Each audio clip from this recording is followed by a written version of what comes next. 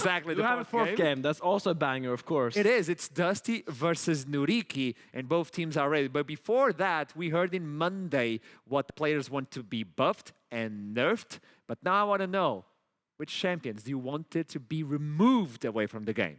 Katarina. Yumi? I would remove Yumi. This champ is so unfun. You know, you can just, in solo queue it's unfun. You have to rely on your bot lane to win their lane as they should against Yumi, but if you don't win your lane, then it 1v9. So I'm pretty sure that's a standard answer, but I hate this champ. I have to say Zac, man. I freaking hate this champion. It's not played in competitive, but it's terrorizing my solo queue games. Like, there's no counterplay to this champion. Like, he can gank from everywhere. He has so much CC, like as an AD carry main, it's just so frustrating. So remove the Zac champion from the game, please. Remove, it's definitely Akali. I've thought about that one before. Yumi. I never want to see Yumi again.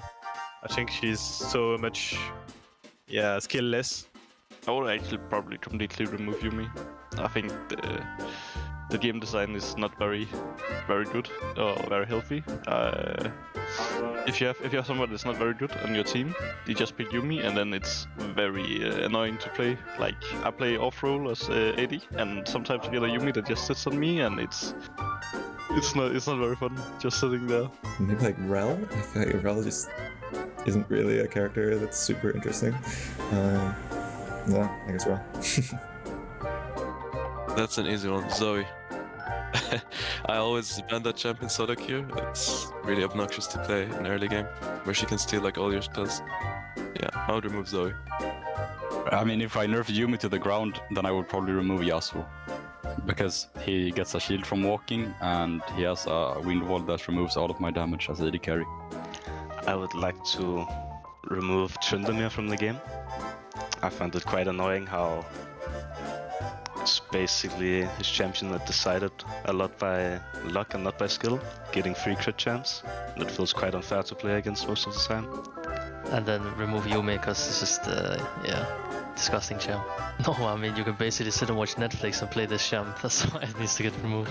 I just want to say that after this one, MC became my even more favorite jungler because I feel the same thing about Zoe. I had one team fight 2 days ago and she picked up 3 Zhonya's from the floor.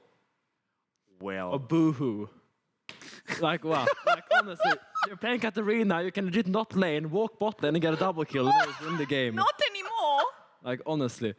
It's Carlsen telling us to remove Tryndamere. Very good opinion. Yes. A completely unskilled champion. Dash forward, double crit into one shot. How was your time in NA? Yeah, it was good. Thank you. Doesn't make any sort of sense, that champion. I refuse to die because. No, I don't like that. Now, moving on. Okay, we can move on into the matchup. It's going to be Dusty versus NYYRIKKI. So let's look into Dusty. Let's look into NYYRIKKI first, maybe, yeah. Banderas in the top side, Flipper in the jungle, Eyhro in the mid lane, Azitor and Abagnale are going to be on the bot side. This is a team that showed signs in Monday, but they couldn't get the win. What can we expect from them moving on? Right, so I felt like the fact that NYYRIKKI have kept their core in the bot side of the map, which was Azitor and Abagnale, we kept talking about them over and over again last split. We had Azitor on things like the Aphelios and the Jinx, and he was absolutely fantastic. Our only problem was them getting out of laning phase. Sometimes they have some stumbles down there, but once they were out, I think Azitor completely skyrocketed in like my top ADC list for the NLC. So this is a team that previous players were confused. Okay, they're sitting on the bottom. They're not going to get out of there. And then at the end of the split, they start getting victories and victories and victories. Maybe in the summer split, this could be the window for them. Yeah, I mean, they just have to look forward, right? As I tell to most teams, you know, you just got to focus on one comp. I think in regular season, if you do that, you usually can pick up a lot of victories. It's a strategy I used in Rogue when I was in 2020. We would practice simply like 3 champions in every role and just play those champions on stage, and we would always like win every official game because of it. And it's a recommendation I give to all of these teams. If you want to win regular season, that's what you do. Okay, and now so you don't one trick, you 3 trick. Yeah, I mean you can't one trick. Then it's gonna get banned. Yeah, true. Why play? The idea is now to understand what the NYYRIKKI team thinks about the matchup versus Dusty. Take a look. Very exciting.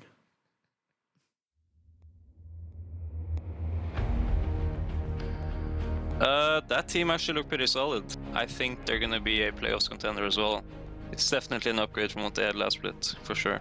I think Dusty should be a good challenger because they have Stend, one of my old teammates, and I think he's really good. I think they have some huge potential, they have really good players, but I'm not sure how they will match together. But if they do match, I think they will be top 4 minimum. I believe in them, especially instead, my ball. And everybody agrees, Dusty are looking top 4. The team with Kerberos on the top side, Linkas in the jungle, Backlands remaining in the mid lane alongside with the Voxne and Stend on the bot side. This is a team that can go into top 4. What can we expect from them with Kerberos on the top? Can we say Return of the King? I mean, Kerberos, this guy is... I played against this guy for many years now. In solo queue, when I was in the RLs, I played against him a lot of times. You never know what this guy's going to bring out. I remember I played a random tournament against him, and he was smacking me down with Trinity Force Cho'Gath and just eating me on cooldown. Like, I didn't know... that was his thing with the Cho'Gath, right? Yeah, I didn't know what happened to me. I was like, what, man? What are you doing to me? This is not... This is illegal. Yes, this is not cool at all. You gotta stop. And I mean, it's really fun to see players like this that just plays all these weird champions because it really puts enemy team on edge. Like, because drafting against these champions becomes like mental gymnastics, and it's so annoying to. You're not used to play versus them, so you're like, wait, what is the cooldown on those? Yeah, all that. It's incredibly annoying to deal with. It's really fun. He showed that on Monday, bringing in the Darius versus the GP, and the GP could do nothing. Yeah, you can eat orange. I have an axe. So the thing is, right, and correct me if I'm wrong, but once you've blown the Gangplank's flash, which he used flash on cooldown to blow Gangplank's flash, you still have Ghost. Yeah. So the Gangplank cannot outrun you. If he takes a bad trade, if the barrel doesn't find you to slow you down, he will run you down with Ghost past 6, and you cannot do anything about it.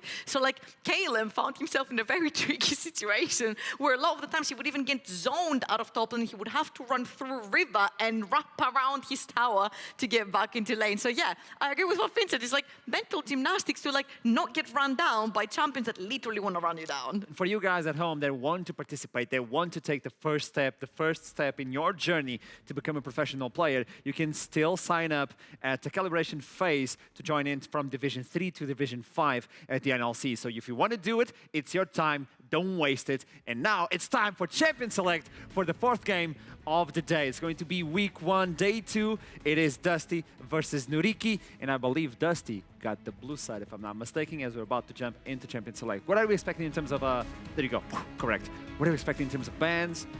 It's the same, the Wukong, the Taliyah. I mean, if I'm NYYRIKKI, I'm telling my team, I want to ban this guy as annoying champs, but I'm not sure how many bans they have. I don't think it's enough. You don't have enough. Maybe you just have to accept it. Probably it's a good idea to give last pick for top against a guy like Kerberos, because a lot of these unconventional champions are not really blindable a lot of the time. These are more counter picks. And if you need to blind top, you want to be able to blind. Usually the OP champs are the best blinds because they're just the strongest champs in terms of raw power. So they're a bit harder to counter, but we will see what they do. We do see the Gwen ban coming out and the Vex ban already. All the blue champs. All the blue champs, yeah. I actually really agree with that fact because I saw Darius being locked in, and then on the other side I saw a Galio and an Alistar, and I'm like, in an even footing, the Darius should never be able to walk into a team that has an Alistar and a Galio, and he should never really be able to reach the backline. But just because his team was like so far ahead and they were able to melt through that front line, then he was able to, you know, press Ghost, run down whoever was left on the backline right there. And I'm actually even like surprised. I see the Renekton ban right here. Very odd ban. So I don't know what Kerberos has really in mind that Renekton ruins for him. Well, if anything, I would say this aims towards a blind pick Camille. If anything, just looking at Gwen and Renekton bans, those are Camille's 2 worst matchups usually right now. That could be something. But you still have the Wukong on the other side. I mean, the Wukong is off for now. Now we take the Wukong, right? Yeah, you take the Wukong and then you think about the top. Yeah. But there's Lucian as well, so you can like opt into either one, whichever you think is stronger. So here's the thing. Then Voxne is one of the best Lucian/Ezreals that we have in the NLC. Oh, now, of course, with the addition of Attila in, it's a little bit of a debate, but this is the first time in this patch, in 12.9, that I've seen a blind B1 Viego, and I don't mind Viego in general because he doesn't necessarily lose or win versus matchups. He's a very neutral kind of jungler that will scale later on in the game. I mean, Viego suffers greatly from SCS, which is a Scrim Champ syndrome. where the champion performs incredibly well in scrims where the games are volatile, but when the games hit stage, the champion doesn't really get as many kills and the fights aren't as chaotic, so you can't reset.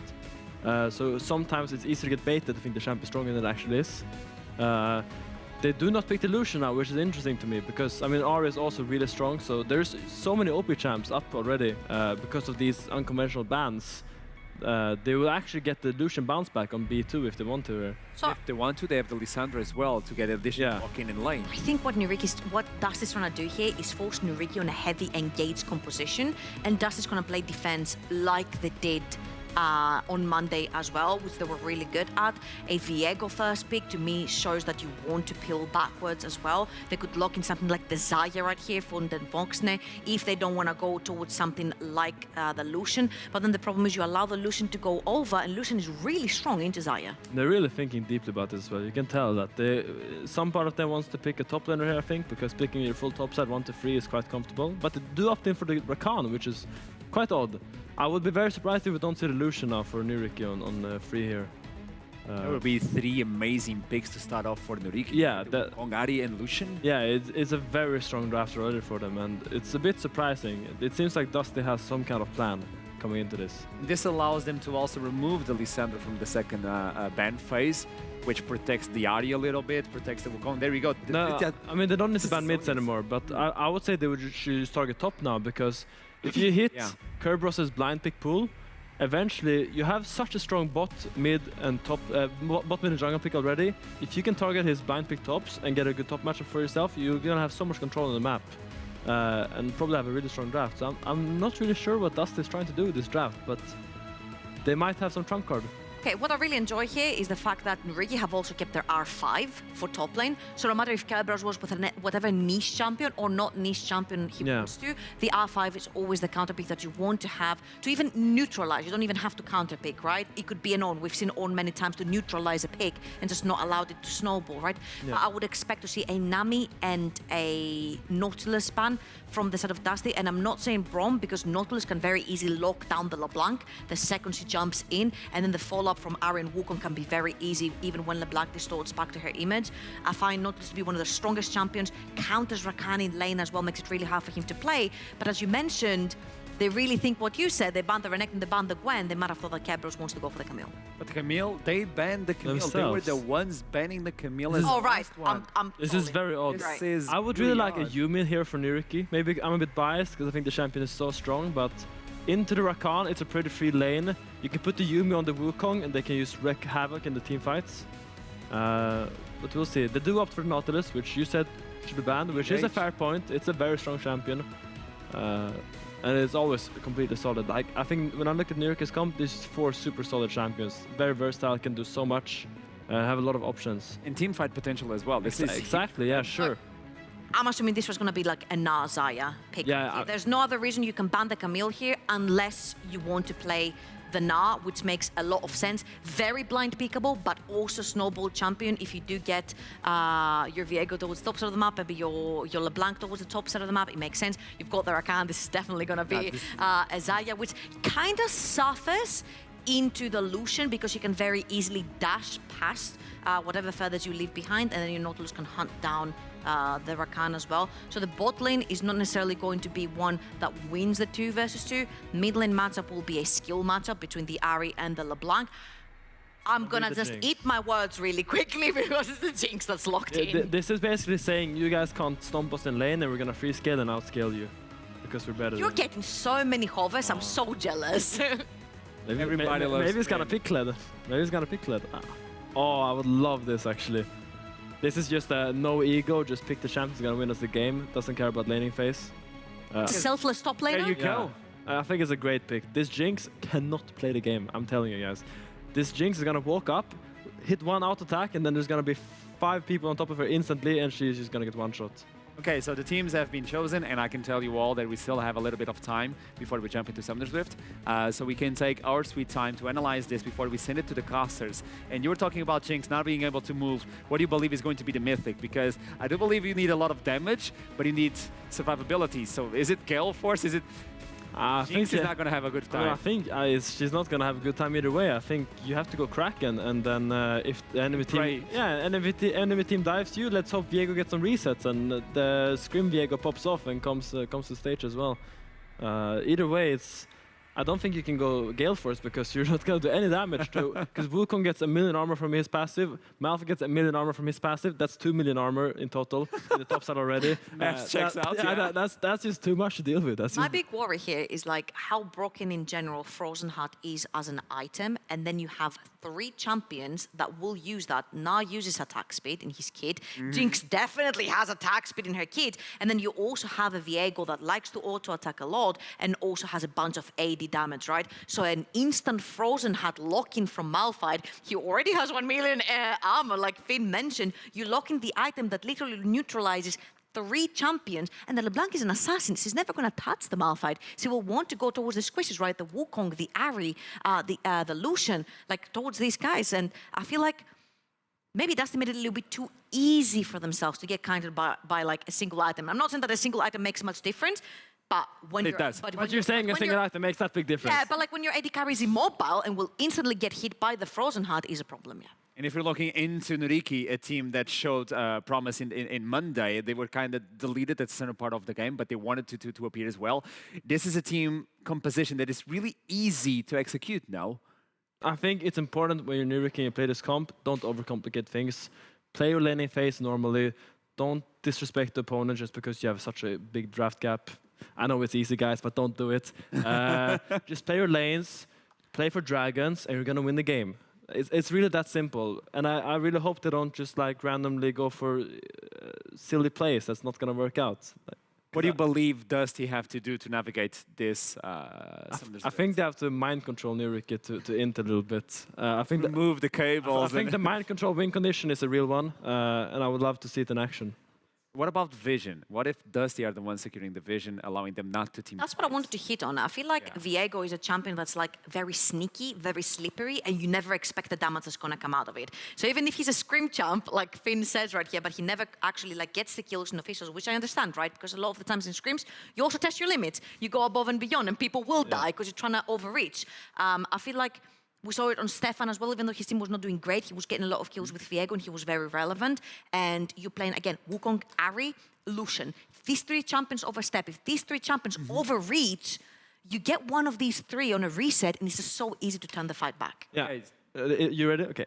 I just wanted to give some sort of information. One of the players is having a difficulty joining the game, so we're taking our sweet time. So take a break, take a Kit Kat before we jump into this game. That's lovely. Yes. Yeah, because I need this out. I have something I want to talk about. And that's exactly what I'm going to throw it to you. Tell me, Finn. Yes, because I think Dusty has a real win condition. They have a really strong mid-jungle 2v2.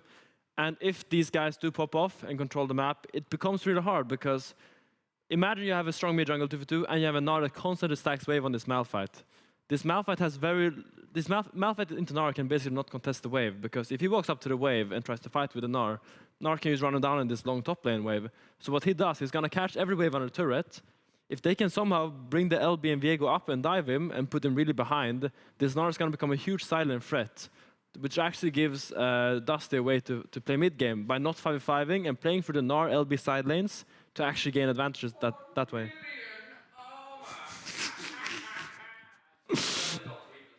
From the desk, by the way. There's no seriousness. No. Yeah. I really hope that came through to the broadcaster. Yeah. I hope so. I hope the audio came in through for you guys back at home. Also, where are you watching? How are you watching back at home? Head on into Twitter at #NLC at home. I want to see where you guys are actually watching the games, how you guys are watching the games, and with who are you watching the games. And now back to you. I also want to see. It's really funny, not isn't just him, I'm curious as well. If you don't do it for Ashram, do it for Finn. Yeah. Finn, please. who has a plushie or a miniature from Kled? Show us. We need to see that. Finn needs to see that. I don't think there is one. I don't think there's an there official. isn't. Try me. I checked already. Oh, you checked already? Oh, unlucky. There's not enough Kled love. Rito, you know what to do. Tell me something. How do you build as a Malphite in this matchup, and how do you build as a Gnar? I want to see your both perspectives because you're the top player. You kind of know what you're doing. Information out of he's a top player from LEC. I want to. So if I was this Malphite, I would probably rush the Frozen Heart, just because it's such a cheap item. it gives you mana, which allows you to stay in lane longer, because one of Gnar's win conditions in this matchup is that he has no mana. And if Malphite is gonna want to farm, he's gonna have to use Qs to get all the minions or to poke. So eventually he's gonna go because Malphite mana cost earlier very high. So I would probably rush Frozen Heart and then go either into the Chem Tank Mythic. I'm not sure the name. Chem Tank, yeah. Chem Tank, the speed thing. It's now baptized as a thing. Yeah, sure. And as Gnar, I'd probably go into Divine Sunderer. I would not go Hullbreaker because I think it's an easy trap to fall into as Gnar. I'll probably go Divine Sunderer into some kind of tank itemization, depending on how the game is going. Just be flexible, but I don't think Hullbreaker is the answer to this game. It's so cool to have like the perspective of a professional at the LSE with us. I think if throw it. I think So if you they gotta be get fast. Gnar ahead, I would love to see the whole breaker, because if you completely choke down the Malphite, then you will have to have 2 or 3 people to shut him down. Yeah, but here's the thing. If Gnar gets ahead, he can hit turret in Malphite's face, even without the Hullbreaker. It's gonna be a fight. It's gonna be a fight. So without further ado, let's toss it to the game. Some of this Rift is waiting. Initialize, do it. I've been enjoying the 90s movements references that Finn has been throwing in. Obviously, we had clearly an Austin Powers reference with the million armor. That's what was going on. And there was that a Need for Speed attempt there with the turbo chem tank. Was that what's going on? He's gonna start talking about family soon enough. Is that the play? I'm going to mock him a little bit before he leaves the stadium. I'm watching him like shake his head at me. He's not pleased. He's not having it. Sure, Look at this guy. Fantastic. But we are finally ready now to get into game 4 with what we have, potentially at least on paper, a bit of a discrepancy in expectations. NYYRIKKI changed out the top side of the map. A rough day 1. Dusty on the other side. Yes, they've changed out the roster, but there's a lot of expectations on them. But our analysts seem to be preferring the draft the other way around. Yeah, I mean, I just have to kind of agree with them. They got so many strong picks in the first. You got Delusion, got so many just power picks all around the board, which was not picked by Dusty on the blue side. So you were kind of figuring that they would have something up their sleeve, right? But then finishing it off with the Malphite pick into the Jinx, it's going to be so rough for the Voxes to navigate in these fights. And while I do think, as you mentioned, kind of might have a hand diff in this game, NYYRIKKI definitely got it. Linkas is quite deep here, but it's going to be able to walk their way out of slight dodge from NYYRIKKI's red side jungle. And of course, you've got a pretty strong mid-jungle duo there. You've got yourself the Viego, you've got yourself the LeBlanc. We know what those two can do when they get rolling, namely destroy people. M&S, hell, didn't even need to get rolling, just blew up Merbs from a bush in the mid lane and the game was over. What do you know? I exaggerate a little. And, you know, shout out to production as well, as you bring it back. That was a very intense intro to Summoner's Rift. I appreciate the camera work. It was very, you know, like, felt like I was really heading in a battle. Cinematic. I know, right? I really appreciate that. They're in the wrong line of work. I feel like there's a Pirates of the Caribbean movie that clearly needs their expertise. Alas, they are here, taking us around incredible tours of Summoner's Rift, and currently eyeing up this mid lane matchup, which we were discussing by ourselves. Could well be relatively pivotal. LeBlanc, Ari, very snowbally champs in a lot of ways, where once they get rolling, they can get out of mid lane. You've got 2 very proactive junglers who, once they both hit 6, can roam with those particular mid laners and make the side lanes pretty difficult. Yeah, I mean, no, for sure, right? And we just saw that we actually been seeing this matchup popping off quite a lot now in the first days of the NLC. We see Backlund. I think this is the first time, at least this week, that I see the first strike on the LeBlanc. Very true. Compared to Electrocute. And it's just gonna be curious to see if it makes any sort of difference. Obviously, Backlund, maybe he didn't watch last game, but I mean, for sure he knows M&S. Just kind of godlike LeBlanc play. Let's see if Backlund can keep up and do similar things. I want to pick your brain a little bit here as well. Because I kind of feel that first strike for the LeBlanc's going to be a little bit hard, because you can't trade through the minions as well as Nari can, because you can just stand behind a minion and throw the Q out and trade with both you and the minions at the same time. So I feel like I'm not sure how easy first strike even is to proc here in this matchup. Yeah, no, I was gonna say the same, but hold my thought there, Linkas. Yeah, Eyhro gonna flash out from the Spectral. More Flipper is around, but there won't be too much there. And maybe I'll pick NYYRIKKI's brains about that one later and see what he thinks about it. In fact, I hear he may have some words for it. In fact, look at this very non-Photoshop picture where he's asking, where is the Everfrost on Ari? I think I completely agree. That is a statement he would make. and there would be no Photoshop that we would ever have done to this picture. No, that is for sure, right? 10 out of 10 picture, 10 out of 10 NYYRIKKI. The only thing I can say is I love the fact that he has so many post-it notes. They are all League of Legends related as well. That is. They're all League of Legends. They are all the notes that get on the bottom of the screen when he's casting.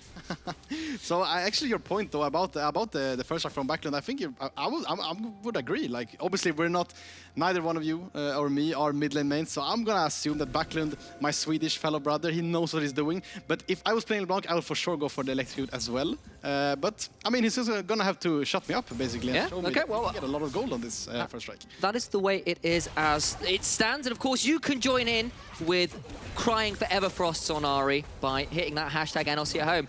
I have no way misconstrued my brother's normal statements on Ari and his particular thoughts on Everfrost, which sometimes get exaggerated. Either way, he was no way calling for Medjay's, and I would never ask that to be changed. So basically, what I see already is actually what Finn talked about before the game is Kerberos obviously not having mana on this champion, and he's able to stay in lane for pretty much how long he wants. Banderas cannot contest the wave and has actually already burned his TP. Oh yeah. Still 10 seconds down. Kerberos gonna still have pressure in this lane, and if that's also what Finn said, right? If they can snowball this Gnar and make sure that he's constantly like a side lane threat, it's gonna be hard for NYYRIKKI to just force 5-5 team fights whenever they want. Does at least get Banderas that initial cloth arm, which does actually make a significant amount of difference. Your effective HP goes up so much higher the moment you get even just the one cloth armor. Yes, it costs you an unpreferable back, but it will hopefully allow you to stick in lane a little bit longer this time. But 2 of those corrupting potion charges already down again, and Flipper can be back towards the Krugs, but will be spotted out on a ward. And Kerberos absolutely curb stomped, all puns intended, on the Darius in game 1. We're back on Monday. Yes, he was set up for success with Nautilus and Darius Cage and all the rest of it, where you were brought into the zone where the site Darius can really put some hurt in, and that of course was what the delay was before, where Link has disconnected. Fortunately, he has now reconnected and we're able to continue with the game as stands. Yeah, and by the looks of it, we're kind of having a chill one this first 5 minutes at least.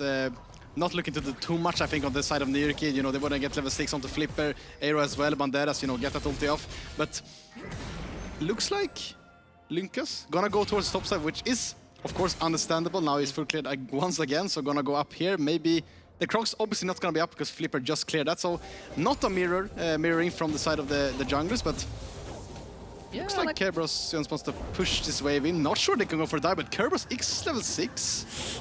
Think about it, be a little bit bold. He's going to hop forward and look to get a Mega Gnar at least. It's a fairly decent chunk. Lands the wallop as well. Linkas is left, but now Banderas is so very low. There is a flash on Linkas. He could look for this flash. Tries to Barret the Spectral Maw and makes it work. He baits it all. He gets the kill. He steals Malphite's body.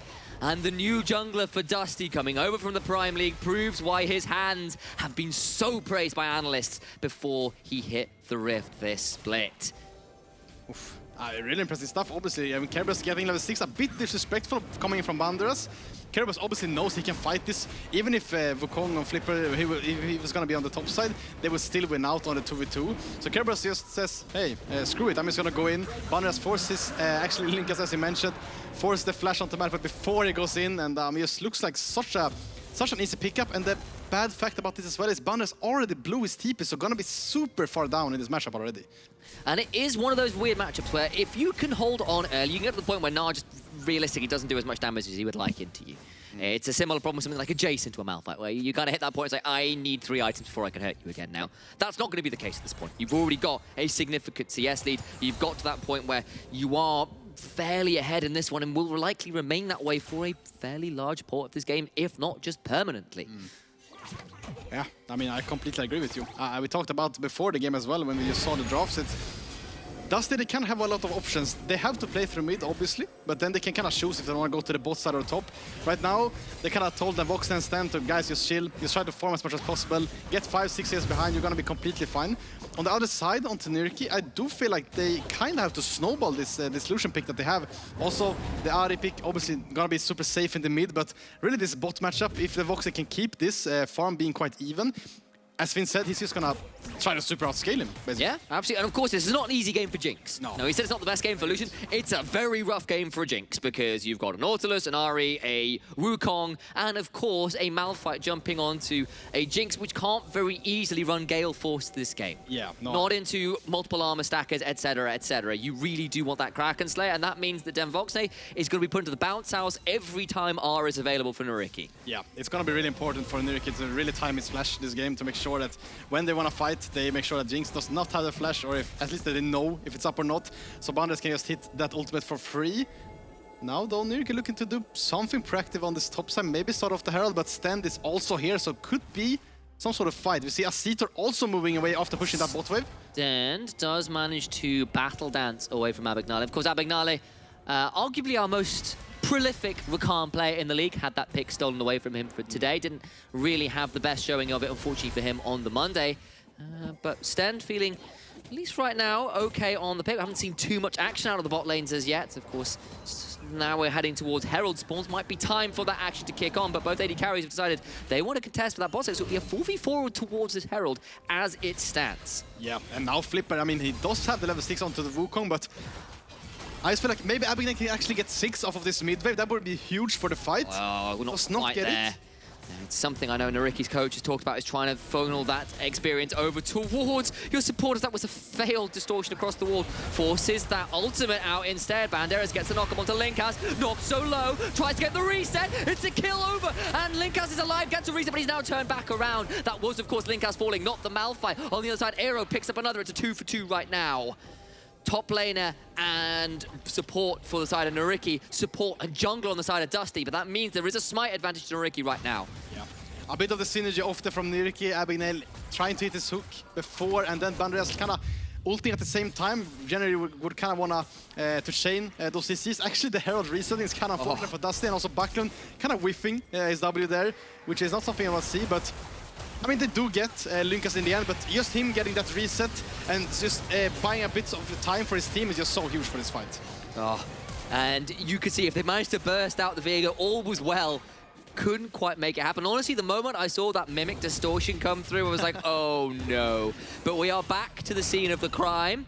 3-2 is the kill score right now. Banderas is around, but he's not got the unstoppable force to his name, and I think that means that Dusty, despite kind of having a bit of a screw up around it the first time, will still be able to secure the Herald and have it in the pockets of their jungler. And I mean, really intelligent player from the Vox, I think, unless he's going to get cancelled.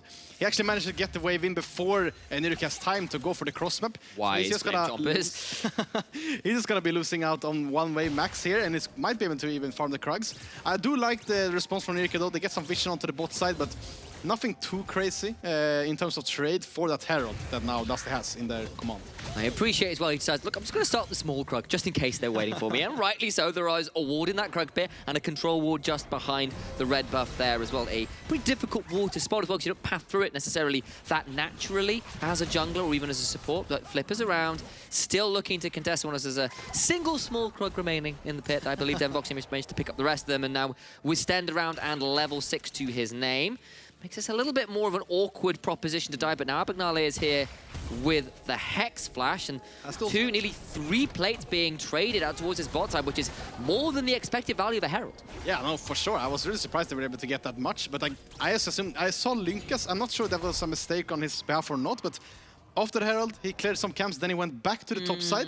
Could have been some sort of communication issue there from Dusty, because if I am the Voxney in that play, I'm just telling my jungler, come bot as soon as you can so I can farm, and then you can do whatever you want with the Herald, but I need to be able to farm this. As you mentioned, he managed to get some Krugs. Now NYYRIKKI is going to get the Drake. Call it out as well, though. Kerberos does have 3 plates on that top side, so at least that pressure top has allowed this Gnar to continue being a force in the side lane. Has now got to that Trinity Force very early on, continuing to weigh down on the early deaths of Banderas and the early mistakes in lane. That Gnar is going to be problematic, especially when he does the mix damage with the hyper procs, and if he can get a little bit more of that percent HP damage from a couple more items, I think we could see another split push Gnar build game this time around, M-Test. Yeah, I mean, I completely agree with you. This is just kind of what Finn talked about as well, right? If you can start the process of snowballing this Gnar, it's just gonna be super hard to stop. Now Kerberos actually getting the tower without even using the Herald. Yeah. Maybe that's what Linkas thought. He just went to the top side. But it's expected value. You just get a whole tower yourself. That works. It was a good investment for sure. So Linkas, you know, I take my word back. It was good of you to just ignore your bot side, go completely for the top side. Look, all I'm saying is, you know, what's the business Dr. Mundo? Business Dr. Mundo skin? Okay, is that what it's called? You know what I mean? Can I get one for Nah? I think that'd be quite entertaining. You know, just know there and like stonks. Yeah, investment bank, but Nah. Investing in top lane plates, doing very well up there. I would pay for that, even though I don't even play top lane. Whenever I get filled top, I will speak Nah. Look, you've just been using today to scrub up on your top lane knowledge, courtesy of LEC top laner Finn. See, this is all the cunning plan. Yeah, that is. I'm just gonna be a full-fledged top laner from here on, and if they don't do the North skin, then I'm gonna be super disappointed. Well, don't blame me. I've thrown it out there. I have shown Riot the way. They just need to follow my wisdom. Or we are waiting for Eyhro and Abagnale, who are waiting in the wings to see whether there was a pick available. Remember, Linkas has got this Herald inventory, but it's only got a quarter of its time left. 30 seconds till those plays. Well, I just don't think he's going to be able to get it off, honestly. There's not very easy locations. I think this Herald might end up being wasted, and that is a very unfortunate point. Needs to drop this soon, or they're just going to get no value out of the Herald at all, really, in terms of those plates. Yeah, he's going to get dropped mid, but there's 4 members here. It's going to be 5 as well, and Aster moves from the top side. I guess this Herald could be some sort of decoy, but if I care was still just being an absolute menace. He's going to get a top lane tower, in fairness, potentially. Okay, well, he's going to get a chunk. I don't know whether he'll get the whole thing, especially with Mega coming up. Not the same attack speed to his name with that one, so I feel that is a bit of a wasted objective there. And Azator will take a chunk, but has got a relentless pursuit to dash away before any more damage comes their way. And Linkas not really finding a very good opportunity there at all. Yeah, no, I mean, I agree completely, right? I mean, Kerberos getting the top tower without even using the Herald means that Linkas has so much time to make sure that another play with Aster, good flash. Oh, look for that. That was a nice little attempt, but Azator quick on the flash trigger finger. There we go, got that the right way around. Little tongue twister. A little bit, surprisingly so. Does get out safely though, but the summoner is burnt. Yeah, that is fine, right? Stend still having his flash up, so once his ultimate comes back up, it's gonna be a lot easier for him to catch up Azator, but I mean, you already see Kerberos already 2 levels up, even though without even the Herald being used. I'm pretty sure what Kerberos said is, I could see a scenario where Linkas wanted to put the Herald instantly on the top side, but Kerberos just wants to keep denying Banderas as much as possible. That's why you don't want to put Herald too early, and you see now, 50 CS up. 50 minutes into the game, it's huge. And we saw what Kerberos could do with an advantage the other day. This is the guy who's come back into the league, who before M&S was the solo kill leader in the NLC, was the guy who got the initial pentakill in the NLC, who is now up an unfeasible 2,500 gold individually here at the 15-minute mark. It's very rare you see that kind of individual discrepancy between laners. But this Nah is well and truly off to the races. Yeah, and I mean, Banderas now has the Frozen Heart completed, right? But I just have to put it out there. Feels like it is a little bit too late now. Kerberos has to try for it. Gonna be just keep going to the top side, and that's the thing with this NYYRIKKI lineup, is that they just want to be as 5 as much as possible. Oh, they can't. It's so sad. I was about to say what it's not too late for. Here's telling us how you watch the NLC at home. But we've got to talk about this team fight first. Abagnale is just deleted. Linkas gets that one. Shout out to Card Captain Karen as well, who has got that beautiful banner on the wall. Just as we saw a beautiful kill there, beautiful pick on Abagnale, just a little overextended there in the mid lane. Do continue to send in those tweets at the hashtag NLC at home. Yeah. Got ourselves 30 seconds till the track. I've been enjoying those tweets. I'm just keep getting. I'm not surprised. Like maybe it's just my setup at home. Maybe it's not as beautiful as this. Maybe that's why I'm being surprised. Your beauty is in person. Oh, okay. You don't need the setup when you're there. So. That's for sure not something that would have been said on Monday's broadcast. Let me. I know, but like, I'm trying to be kind here. I'm trying to give you a nice. I really appreciate it, man. I respect it. Oh, we're gonna see a pick in the mid lane now. Enough praising my color cast as Flipper finds the Cyclone, gets a kill on the backline. Now Stend is in trouble. What a needed turnaround for NYYRIKKI. They can't quite secure the second. Now Eyhro is very deep, and Linkas could look to punish. Does look for the Spectral Maul, can't quite make it work. The turnaround from Abagnale, forced to flash out from Linkas, who then has to Heartbreaker away after the use of the flash. Kerberos nearly at Mega Nah, and Banderas roams down as well. But NYYRIKKI find a pick, but not too much more. And while it is happening, right, Banderas keep losing top ways, but he has no choice but to group with his team. They managed now NYYRIKKI to get sole point is That's very true. This is just some win condition that if they didn't have this, it would be such a disaster for this game. Now, Dusty, who wants to keep play this split push comp with the Gnar, are kind of forced to contest this next Mountain Drake. And if they don't, Banderas, despite being so behind, is gonna get super tanky. On Odyssey 1, you got the kill onto backland, you force Stend away, you force his flash out, Linkas has to flash and ult away on low HP. What should have been a fairly contestable dragon turned immediately uncontestable so quickly. And you're right, they are now at soul point, and what felt like a game that was becoming pretty untenable because who the hell was going to deal with this Gnar? Well, drag him into a team fight, drag him away from that split push build identity he's been going for, and punish them there. Of course, it's not done yet. They are still up a hefty amount of gold. They have now got this top lane tier 2, and they have got themselves a second Herald, but the win condition is there for NYYRIKKI if they can make it stick. Yeah, no, for sure. We're just gonna have to wait these next 4 minutes and see if NYYRIKKI can contain the soul. I wouldn't be surprised. Two in the middle. Two Heralds in the middle that have made absolutely nothing work. They've got to have a look and review those because those have not worked. Abagnale, though, now being potentially called out, but it's going to be a turnaround. Flash over the wall and they get Linkas. Now he is dead, and suddenly the jungler who was looking to get a bit of a snowball rolling is getting punished consistently. That's now 2 picks in a row, alongside a second failed Herald. NYYRIKKI, this is looking playable.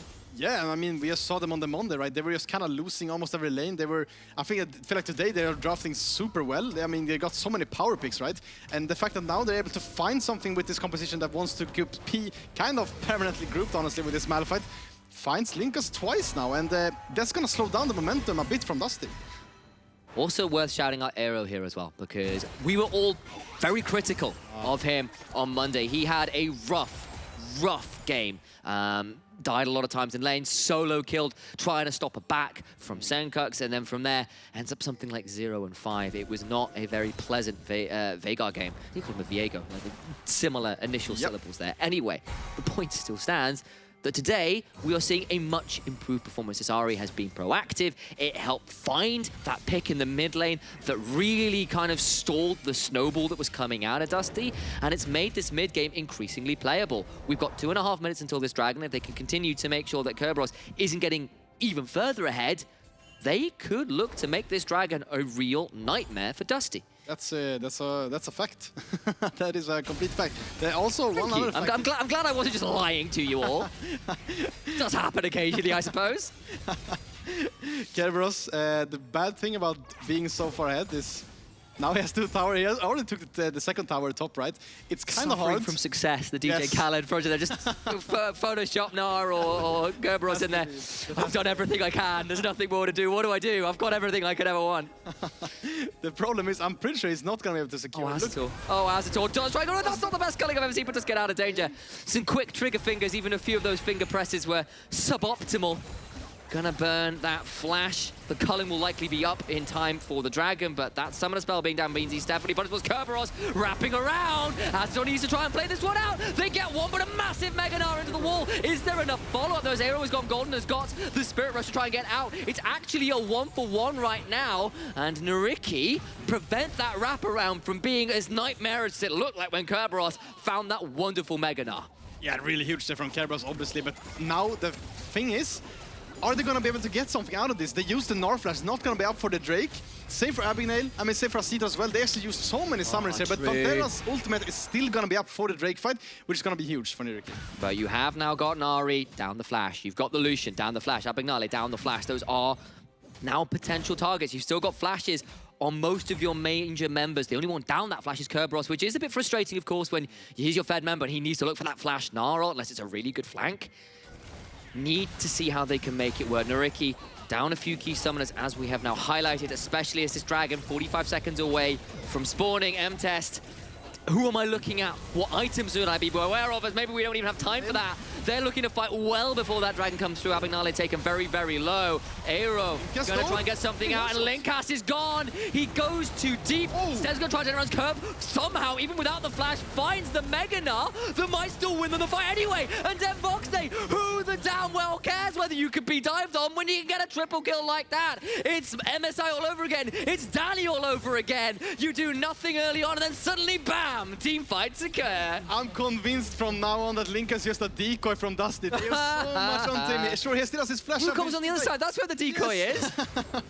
But Kerberos once again, even without the flash, getting so many targets hit by his ultimate, and then it's just kind of clean up from there. Stend having his flash up, then Voxen still having his flash up as well. He's managing to clean house after that, and they managed to secure that Drake, which is super crucial. Let's have a look at this replay. I tried to do my best to set you up to tell me what was going to happen in the Dragon fight, and we were rudely interrupted as Backlund found a big chunk, and then the fight commenced. And honestly, once Linkas went down, I thought it was going to be wonderful until that Mega Gnar comes through. And I mean, I just have to ask both NYYRIKKI and myself, is ulting Linkas solo as Malphite gonna be worth it? Because once the Malphite ulti is down, it gives the Voxen so much more space to work around. And I mean, he doesn't have to be scared at all after that fact. And he is able to clean up. I have to shout out as well. Whenever you're able to build Runans onto Jinx, when you're playing against so many media champions, you just get so much dopamine, honestly. When you ever hit I can see that a little bit there. There's a very happy smile on your face. A little alarming, actually, but there you go. AD carry mains are a rare and unusual breed. Still, that is a soul now delayed. It is a big fight there for the side of Dusty, but honestly, I see the angle for that one-man Malphite ult because you got rid of the smite and you still have the Cypher, you still have the Spirit Rush. It should have been playable. It really could have been. Yes, it's harder to get to the Jinx, but you've still got some options. And then Kerberos comes and says no, and like full on, like that is like those the American sitcoms where you got like the bullies behind the high school throwing you against the wall. And like, basically, the guy who's like 2 years ahead of you in school just like throwing you into the lockers. Legit, Kerberos being such a bully in this game. It's a bit mean, honestly. But, I mean, it's so gentle. It's a bit mean. It's just. I expect a lot of other people in solo queue would be significantly less. Eloquent, shall we say? If you were not on broadcast, it was... yes, of course. Alas, we are. I'll allow the viewers at home to fill in their own particular expletives. Move on from there. Kerberos nearly at Mega Gnar, and Eyhro actually down 2 levels. Kerb continuing to be the highest level member in the game, and a right nightmare to deal with in team fights and side lanes both. Yeah, I actually want to shout out that as well. I feel like NYYRIKKI obviously being the first to pull the trigger in so many of these fights, but Kerberos has been able to get Mega Gnar in every single fight, like just the perfect timing, pretty much. And I'm not sure if that's a mistake on NYYRIKKI's fault, not keeping track of the Gnar bar, but still, I mean, Kerberos once again kind of showing why he's so feared against in the NLC. Living up to his namesake, he's got 3 items for the 3 heads of Cerberus. Anathema's change in 3rd. Yeah, I had that reference ready. I'm sorry about that. Still, that is a big deal. And honestly, I don't know who the Anathema's chain is locked onto, but that, considering the import of those flanks, if you are stunning up someone like Eyhro or Azitor for even that little bit longer, huge deal for making sure these fights go Dusty's way. Yeah, I mean, no, for sure, right? I would assume that Anathemas goes onto the likes of Ahri, just pretty much the only AP damage champion, yeah, and that as well. And actually, every time I look on the minimap, I mean, it's kind of understandable, but every single time Dusty has the side lanes kind of pushed in, forcing NYYRIKKI to permanently go to the side and catch those waves, and that means just Dusty has obviously just full control of the map, right? It's gonna be 2 minutes to the Drake. It doesn't look like any team wants to play from to the Nash until then, so might see a banger of a fight in another 90 I would seconds. agree if it wasn't for the fact that NYYRIKKI have no way to get into the Dragon Pit to find a fight right now because all of their waves are shoved in. Their jungle is not theirs. Eyhro's had to pop the ultimate trying to look for a pick, but now he's in a 1v2. It'll be a 2v2 now with Abagnale telling up, but Backlund is kind of lurking in the jungle. We've seen what LeBlanc's in that kind of part of the world can do just a game ago. Dusty continue to just take command of the map, even if the gold's not that much of a difference, even if there is a soul available for NYYRIKKI to claim. I just don't know how easy it is to find their way through the deep and dark map that is in front of them. It is an absolute minefield to navigate. Yeah, it's basically like a basement. Look at that, it is utterly dark. Nocturn's in the game, but it sure feels like him. Yeah, it's just rough from here. It's for sure an uphill battle from NYYRIKKI. They kind of have to hope that someone, maybe Linkas, makes a mistake once again and gets caught. That's kind of what they have to hope for. Is this going to be a cancel as well? I mean, this is just kind of a good tempo play, right? I mean, now not going to be able to base, not going to be able to refill his wards. And this is just what the Vox now. I haven't been able to see any snipes with the ulti this game, but to the tier 2 bot side as well. He's just not giving in. He's still super pushing. Who needs to go for dragons when you could just be an absolute menace? I don't know what NYYRIKKI do right now. They just hope for Linkas, as you said, I suppose. Yeah, or I mean maybe someone else, but I feel like they're just so slippery. Right? Backlund on this LeBlanc, been kind of not the MNS show, I would say, but I mean it's kind of hard when you have Kerberos in your team, right? I'm just looking at the scoreboard now as well. Oh boy, oh boy. What? Looking for something, can't quite make it work. Gonna start running away as Kerb, nearly at the Mega Gnar, and NYYRIKKI are really struggling here because they've yet to get a tower this game. No towers claimed. 5 for Dusty right now. It's rough, right? And now, I mean, NYYRIKKI obviously wanted to contest that Drake. They want to get that soul, but in this case like this, you have bounties as well on the side of yours, and you just have to kind of not flip Nash. That's not what I was going to say, but they're going to do it. They've got their jungler's called Flipper. It seems oh so apt. Backlund over the wall, and you despair might be well and truly problems. I'm acknowledging going to turn it though.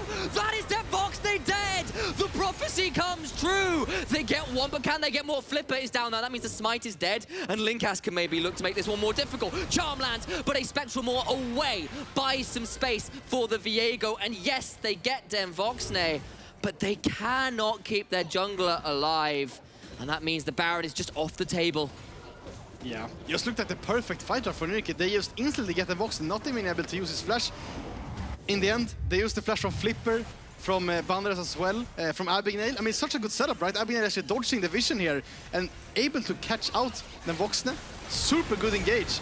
But, I mean, Kerberos still full HP, Backlund still full HP. They have so many threats on the side of Dusty, and it's not enough to take Dusty down. The Flame Chompers came down.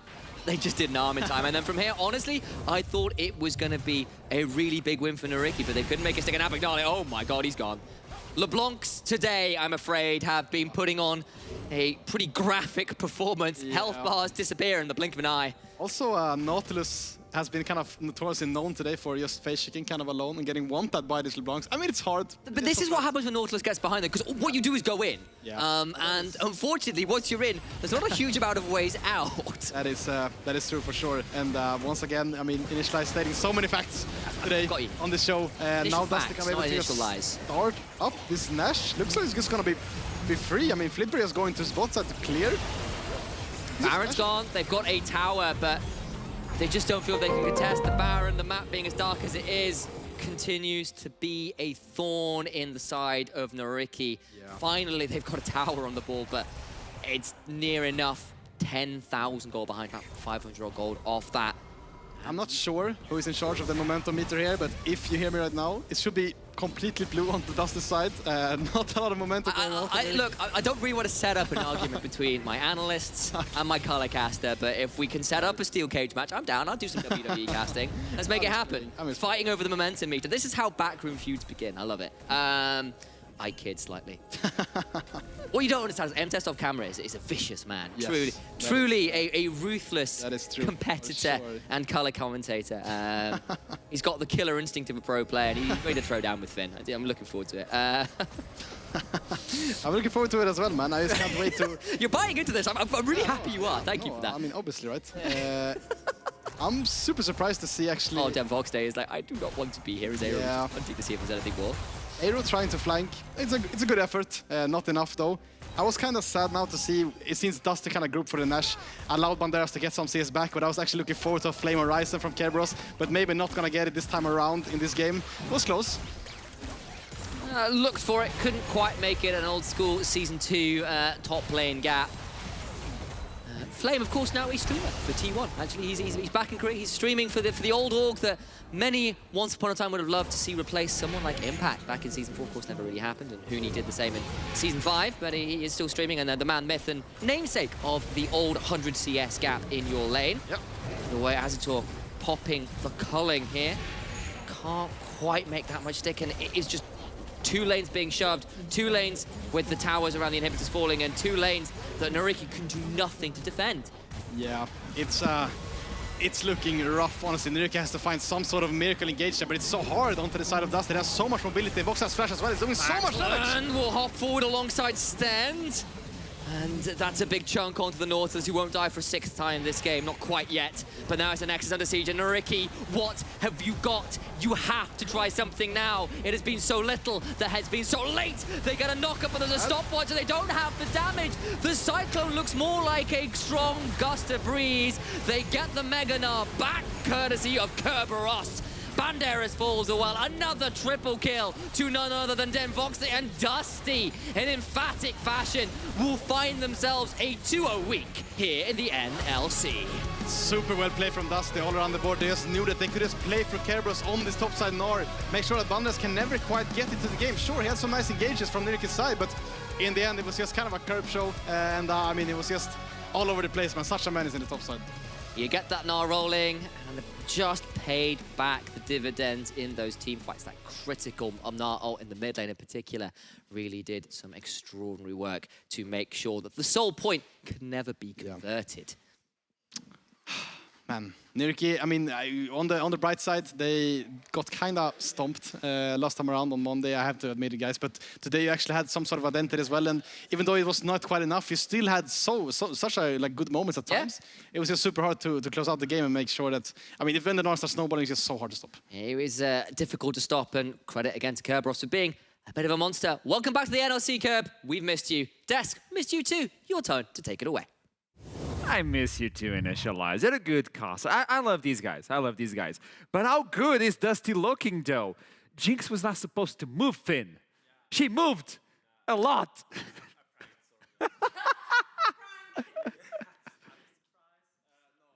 Oh, by the way, I need you guys to turn the microphones, or this is going to be complicated. Yeah. There you go. She moved. She did move. I did prank you guys because I didn't think she would move, but she moved by some miracle. I think Dusty did a great job of snowballing top early. I think what's her name? The other team. The other team, NYYRIKKI. NYYRIKKI, yes. I went blank, I'm sorry. NYYRIKKI didn't have a good plan to defend their Malphite. I think either the Malphite must have had to play a lot more careful and drop more farm just to be able to stay healthy, because what happened was that Malphite walked up to the wave and got really chunked, and then it's just such an easy dive for Dusty. But so either he needs to play more safe or need to pull the jungler up top more to make sure he can farm, because what happened is that he died a few times early, I think once or twice, and then he started bleeding gold so much, because when Malphite can't contain the Gnar anymore, the Gnar just takes everything. He took the top tier 1 by himself, he took the top tier 2 by himself, he took all the jungle camps by himself, and he just got way too much gold. Like, you can tell, even when NYYRIKKI was down 5k gold, they were still kind of winning the team fights.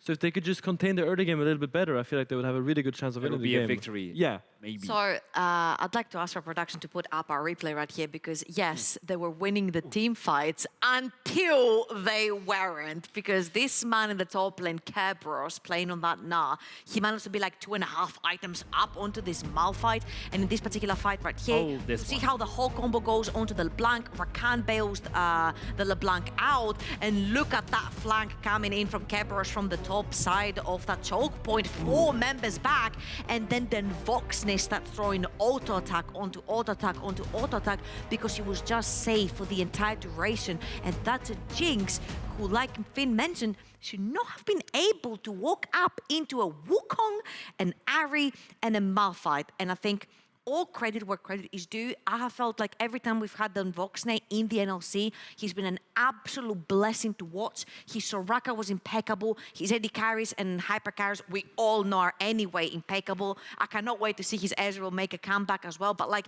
his Jinx was just such a joy to watch, except for when he walked into the Nautilus. It happens. Like, it was a momentary lapse. But one last reaction from you, Finn. The idea that before the 3rd dragon, you told me in the green room, oh, if they win this fight, this is totally Dusty. And they won the fight and they got the game. Simple as it got. So it was readable that that could happen. Yeah, I mean, usually when there's one team that plays for split push and gold lead and one team plays for soul, usually when the soul fight comes, the game gets decided, because either one team that plays for soul gets the soul, or the team that plays for gold lead to get advantages, item advantage, and then win fights via that way, wins the fight. It's kind of like the climax point of the whole game. So you might think that I sounded smart, but that's just how the game works. You still I sounded love how he smart. plays himself down, right? He's like, you might think I sounded smart. I wasn't really. I'm trying to build him up. Okay, now into the interview for Dusty. Stend is looking and waiting for the interview after the second victory of the split, the Rakan player. I don't know if you're there, Stend?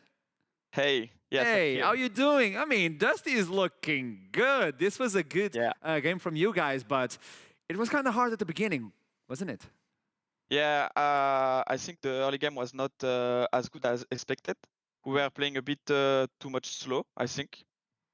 I think we had a big break that didn't help us as well for the plan, etc. But yeah, at least we managed to play better on the mid-late game. But I agree that the early game was not the best. Okay, your early game might not have been the best, but like obviously you have Kerberos on the other side of the map, completely like wrecking down tower after tower. And also, I'm really enjoying seeing you and then Voxney play together. Then Voxney play has returned in the Nordic scene over and over again. And I just want to say that this whole iteration of Dust is pretty much like a brand new team, right? Only Buckler remains from the previous roster. And as we have heard a lot of teams talk about you, they do have you on that top seeding for contention playoffs. So talk to me a little bit about that and your strengths of your team. Yeah, when we started screaming, I was really surprised. We had like a really good synergy, and like we are having fun, and we win a lot of scrims. So I'm really happy about that. And yeah, I think we are still trying to find it, but we managed to have a kind of an identity for the team that works well. So I hope it will continue for the future. This is a good statement to begin this split. And let me know something. Which is the team that you fear the most and the team that you really want to play against to showcase it? I think the team that fear me the most would be GDXL. I think they are doing quite good. They have a really strong top side, I think. But the team that I want to match is X7 because of course there is Attila, and I want to fight against him. Okay, there you go. Those are the words. Thank you so much for the interview. Stellar job today, and congratulations on the perfect week for you guys. Thank you. Bye-bye. Bye-bye. Whoa, so now we're going to have 3 teams by the end of the day at the top of the standings with 3-0. Wow. I love that Finn is getting so used to the desk. You could live here. Okay, so Dusty are looking stellar, but for NYYRIKKI, it's the second time that they show promise, and they had an easy to execute composition, and they fell short yet again, like really close. How can you get up from these ones, though?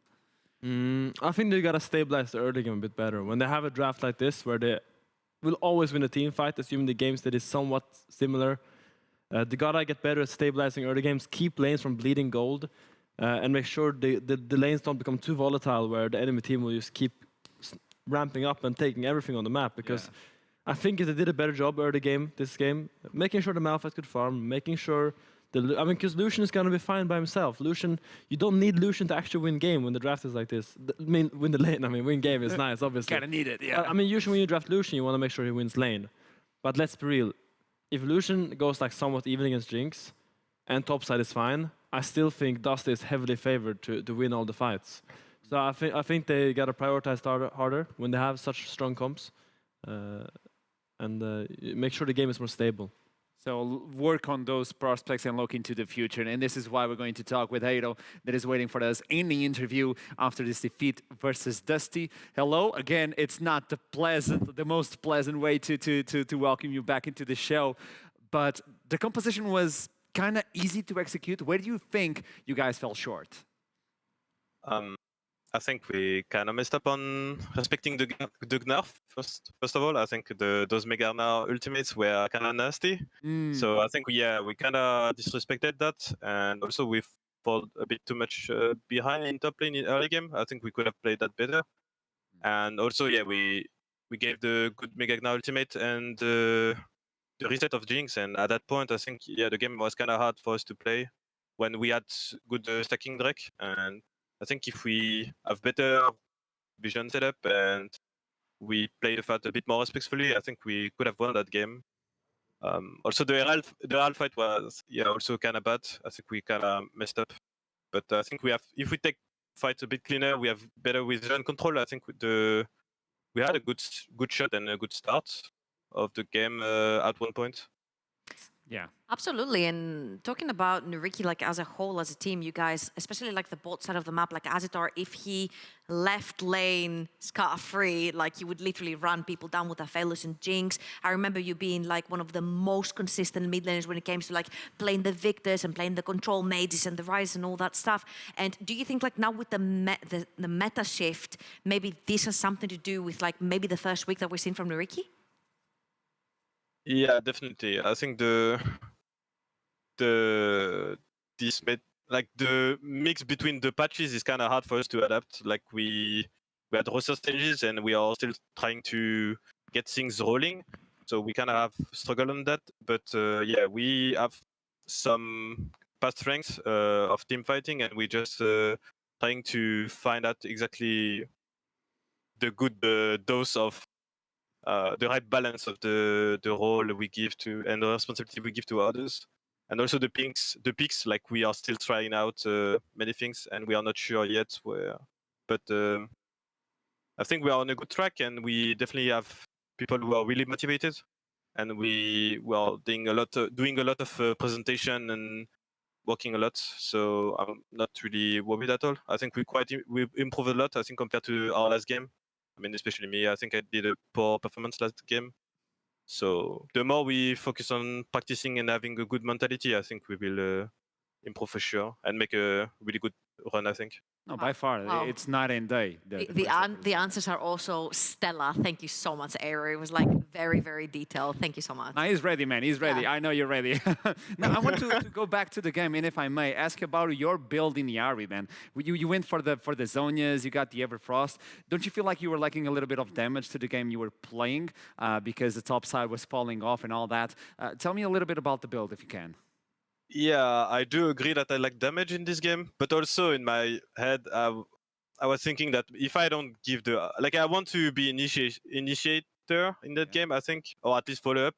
And if I want to be able to be in the fight, I think I need to survive, especially against the Viego and Jinx.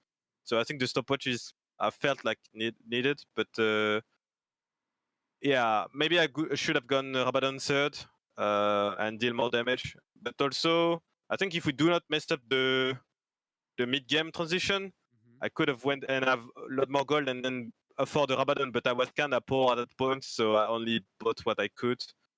But yeah, I do agree. I kind of like damage and that game. Yeah, I was just trying to make sense because I looked into the build like, yeah, I understand, but that team fight on the Dragon, yeah, I believe that was the key point that brought you guys to your knees. But the team is looking way better now, and I want to see what happens in week 2. So best of luck, and thank you so much for the interviews, man. Yeah, thank you. Thank you for your time.